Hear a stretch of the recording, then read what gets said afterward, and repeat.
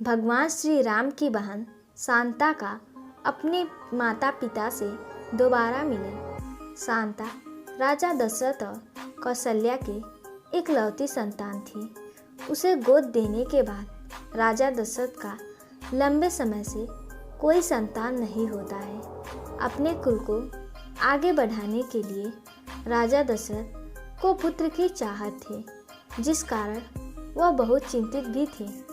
इस चिंता से मुक्त पाने के लिए और पुत्र प्राप्ति की लालसा में भी श्री श्रृंग के पास जाते हैं, जो एक महान ऋषि माना जाते थे। जहाँ पर वे पैर रखते थे वहाँ सूखा गायब हो जाता था और बारिश होने लगती थी।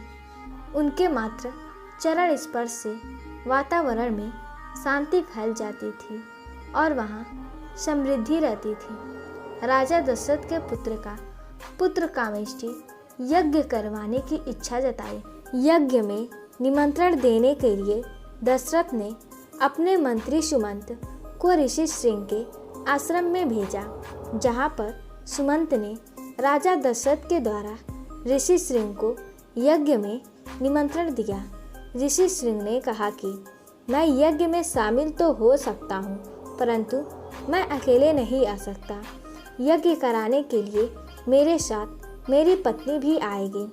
सुमंत इस शर्त से सहमत हो जाते हैं, जिसके बाद ऋषि श्रृंग राजा दशरथ को अयोध्या के पूर्व दिशा में यज्ञ कराने के लिए सामान जुटाने को कहते हैं। ऋषि श्रृंग ने यज्ञ कराया और प्रसाद के रूप में राजा दशरथ को खीर दिया, जिसे अपनी तीनों रानियों को खिलाने के लिए कहा।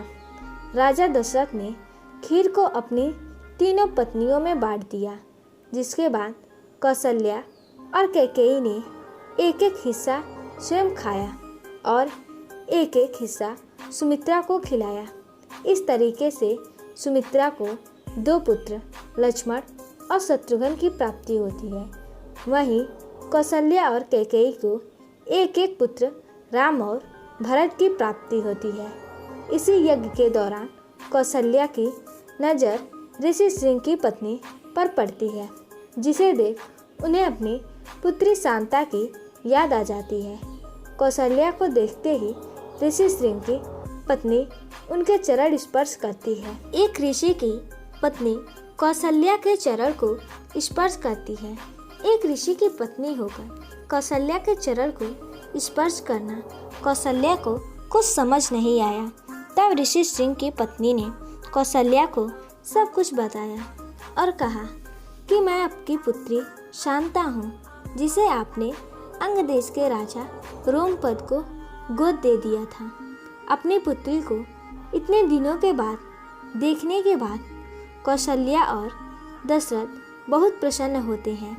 इस तरीके से इतने सालों के बाद कौशल्या और दशरथ का अपनी पुत्री से दोबारा मिलन होता है। तो दोस्तों, उम्मीद करती हूँ कि यह कहानी आपको पसंद आई होगी। अगर पसंद आई हो तो वीडियो को लाइक करें और ऐसे ही कहानियों को सुनने के लिए हमारे चैनल को सब्सक्राइब करें और वीडियो को ज़्यादा से ज़्यादा शेयर करें। धन्यवाद।